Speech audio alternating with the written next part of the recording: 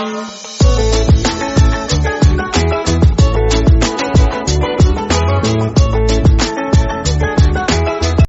The lord.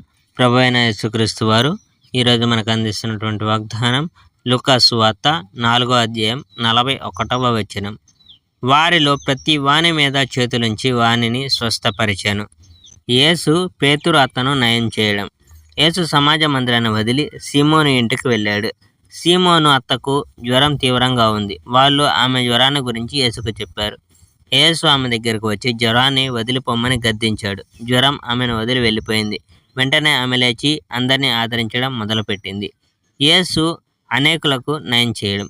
సూర్యాస్తమయం అవుతుండగా ప్రజలు రకరకాల రోగాలున్న వాళ్ళను ఆయన దగ్గర తీసుకువచ్చారు. ఆయన ప్రతి ఒక్కరి మీద తన చేతిని ఉంచి అందరినీ నయం చేశాడు.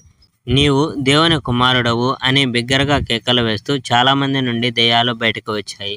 వాటికి తాను క్రీస్తు అని తెలియడం వల్ల యేసు వాటిని మాట్లాడవద్దని గద్దించాడు. యేసు ఇతర పట్టణాలకు వెళ్ళడం. తెల్లవారుతుండగా యేసు గ్రామం వదిలి ఎడారిలో ఒంటరిగా ఒక ప్రత్యేక స్థలానికి వెళ్ళాడు. ప్రజలు ఆయన కోసం వెతుకుతూ ఆయనున్న చోటికి వచ్చారు. ఆయన తమను మళ్ళీ వదిలి వెళ్లకుండా చేయాలని ప్రయత్నించారు. కానీ యేసు దేవుని రాజ్యం యొక్క సువార్త నేను ఇతర పట్టణాల్లో కూడా ప్రకటించాలి. దేవుడు నన్ను అందుకే పంపాడు అని అన్నాడు.